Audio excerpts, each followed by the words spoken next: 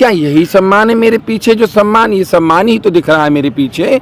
बताइए, ये सम्मान तो थोड़ा कि मेरे बच्चे परेशानी में हैं और इनको ज़रूरत है। हम लोग पूरी तरीके से खड़े हैं। योगी जी को चाहिए था कि इनकी बात सुने और उस बात को सुनने के बाद उनकी जो मांगे हैं उनको अब उनके अनुकूल जी, धन्यवाद। मैं मीडिया वालों को भी धन्यवाद देना चाहूँगी कि जिन्होंने इतनी बड़ी खबर दिखानी शुरू की। मुझे बहुत खुशी हो रही है कि आप लोग भी इन बच्चों के साथ में हैं। हमारा किन्नर समाज और हमारी समाजवादी तो है ही है, लेकिन आप लोग भी आए। मैं तो यही कहना चाहूँगी अपने योगी बाबा जी से कि बाबा जी, ये हमारे बच्चे हैं, इनको ध्यान दीजिए। ये छोटे छोटे बच्चे त्यौहार छोड़कर बताइए यहाँ पर आकर पढ़े हैं। इनकी दिवाली है बच्चों की, थोड़ा सा ध्यान दीजिए। आप इतने ज्ञानी मुख्यमंत्री होकर आप बताइए ऐसी बातें कर रहे हैं। इन बच्चों को यहाँ पर छोड़ दिया है। अभी मैं कहती हूँ एक रात कोई बाहर इस तरह के खुले मौसम में सर्दी में रह के दिखाए तो मैं जानूँ। तो इनका दर्द हम लोग जान रहे हैं, हम लोग यहाँ बैठे हैं।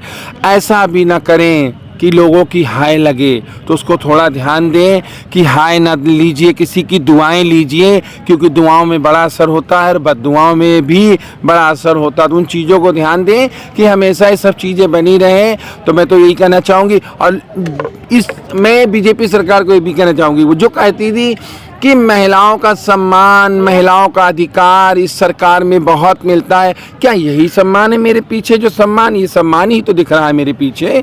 बताइए, ये सम्मान दिया है।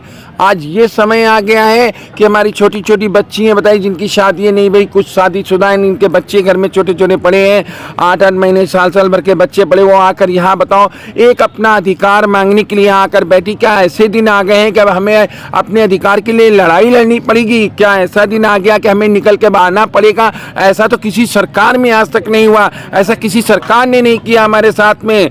कभी भी ऐसे दिन नहीं आए कितना हमें धरना देना पड़ा हो, इतना आके हम लोग ऐसे बैठे रहे, इस तरीके आए। आज ऐसे दिन हमारे पास आ गए। क्या हमने इसी दिन के लिए सरकार इन लोगों ने चुनी थी?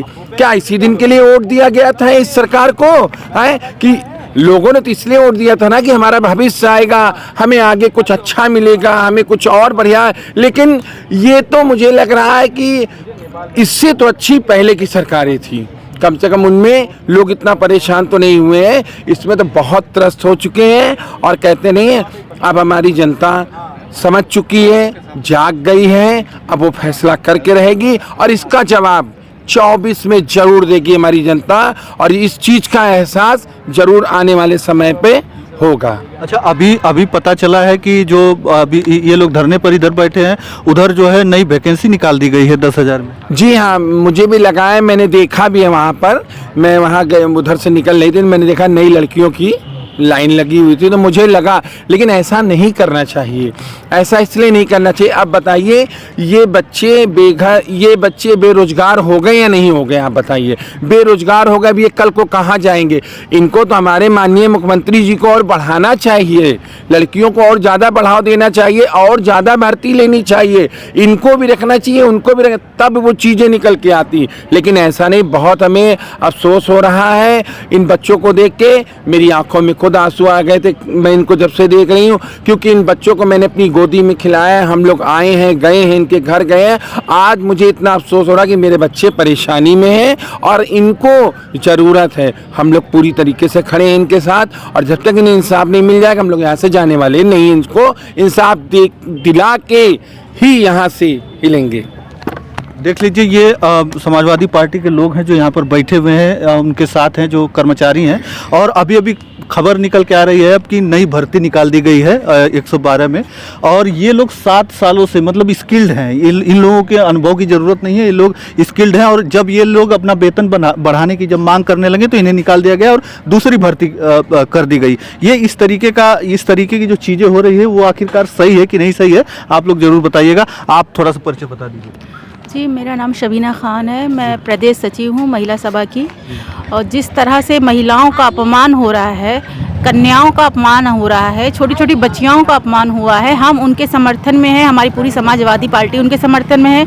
माननीय अखिलेश यादव द्वारा बनवाया गया था 112 हेल्पलाइन, और उसमें जो महिला कर्मचारी हैं उन लोग का अपमान हुआ है। वो अपमान उत्तर प्रदेश की योगी सरकार के प्रशासन द्वारा किया गया।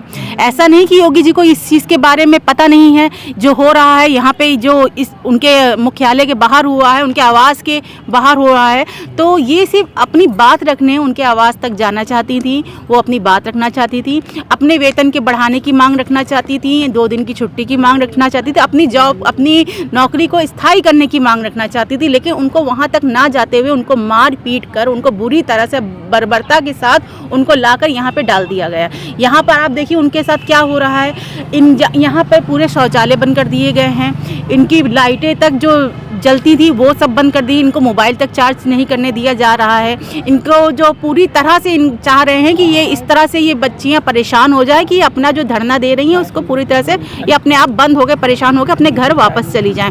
और ये सिर्फ अपने हक की, अधिकारों की लड़ाई लड़ रही थी, अपनी मांग चाह रही थी।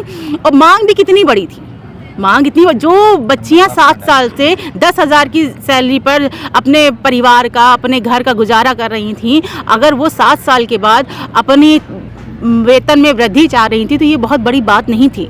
योगी जी को चाहिए था कि इनकी बात सुने और उस बात को सुनने के बाद उनकी जो मांगे हैं उनको अब उनके अनुकूल पूरी कर सके, लेकिन ऐसा नहीं हुआ है। वो यहाँ पर सारी बच्चियाँ आ गई हैं और उसके बाद उन बच्चियों के साथ FIR दर्ज कर दी गई। उनको कुछ उसके बदले दिया नहीं गया है, बल्कि उनका और शोषण कर दिया गया कि FIR दर्ज हो गए, उनके पर मुकदमे दर्ज हुए। इतनी छोटी छोटी बच्चियों पे आपने मुकदमे, शर्म आनी चाहिए योगी सरकार को। इतनी छोटी छोटी बच्चियों पे मुकदमे, जबकि इनका कोई दोष नहीं था।